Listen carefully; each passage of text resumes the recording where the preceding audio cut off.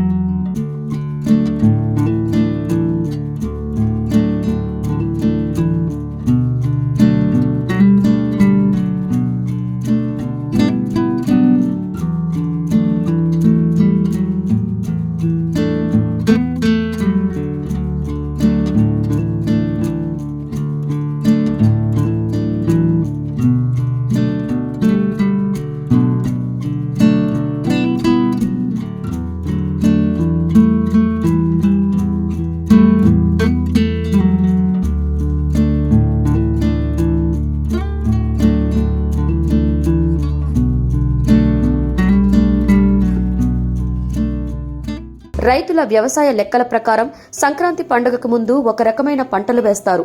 సంక్రాంతి తర్వాత మరొక రకమైన పంటలు వేస్తారు. ఇక ఈ సంక్రాంతికి పంటలు అమ్మగా వచ్చిన డబ్బుతో కొత్తగా ఎడ్లు, గేదెలు, దున్నపోతులు కొనుగోలు చేయడం, తమ వద్ద ఉన్న పాతవి అమ్మడం చేస్తుంటారు. ఇక గేదెలను అమ్మే వ్యాపారులు గేదెలను అందంగా తయారు చేసి కొన్ని రోజులు మేపి ఈ మేళాకు తీసుకొచ్చి అమ్ముతుంటారు. సంక్రాంతి పండుగ తర్వాత వచ్చే శుక్రవారం ఈ భారీ పశువుల సంత నిర్వహిస్తుంటారు. ఇక ఇక్కడే ఈ సంత నిర్వహించడం వెనుక ఆసక్తికరమైన ఒక కథ ఉంది. అప్పట్లో గోల్కొండ కోటను పరిపాలించిన కులీ కుతుబ్ షా రాజుల కాలం నుంచి కూడా ఇక్కడ నార్సింగ్ లో ప్రతి శుక్రవారం పశువుల సంత జరుగుతుండేది. అయితే ఈ ప్రత్యేక సంత మాత్రం ప్రతి సంవత్సరం సంక్రాంతి పండుగ తర్వాత మొదటి శుక్రవారం, కుదరకపోతే 2వ శుక్రవారం జరపడం ఆనవాయితీగా మారింది. ఆనాటి కులీ కుతుబ్ షాహీలు, ఆ తర్వాత అసఫ్ జాహీలు, ఆ తర్వాత నిజాం ప్రభువులు, ఆ తర్వాత రాష్ట్ర ప్రభుత్వం ఈ సంతను ఆచారం ప్రకారం నిర్వహిస్తూ వస్తున్నారు.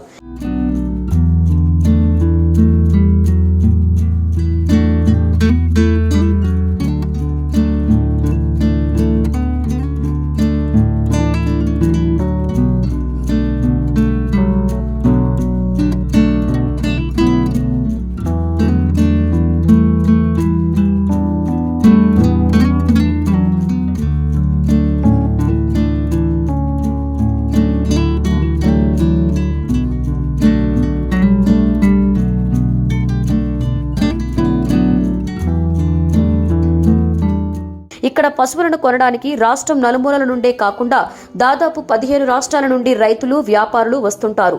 గుంటూరు, ఒంగోలు, కృష్ణా జిల్లాలతో పాటుగా తమిళనాడు, కర్ణాటక, మహారాష్ట్ర, మధ్యప్రదేశ్, ఒడిశా, గుజరాత్, పంజాబ్, హర్యానా, ఉత్తరప్రదేశ్, బీహార్, ఛత్తీస్గఢ్ వంటి ప్రాంతాల నుండి కూడా పశువులను వ్యాపారులు తీసుకొస్తూ ఉంటారు. అయితే వీటిలో పంజాబ్, హర్యానా, గుజరాత్ గేదెలే మార్కెట్ను డామినేట్ చేస్తుంటాయి.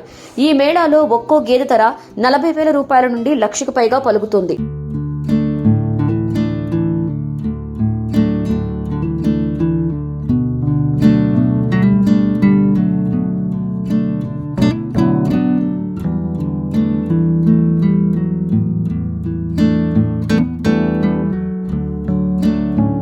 చూశారు కదా, ప్రతి ఏటా జరిగే పశు సంక్రాంతి ఏ రేంజ్ లో ఉంటుందో. ఈ వీడియో మీకు నచ్చితే లైక్ చేయండి, షేర్ చేయండి, కామెంట్ చేయండి. తప్పకుండా మా ఛానల్ ని సబ్స్క్రైబ్ చేసుకోండి.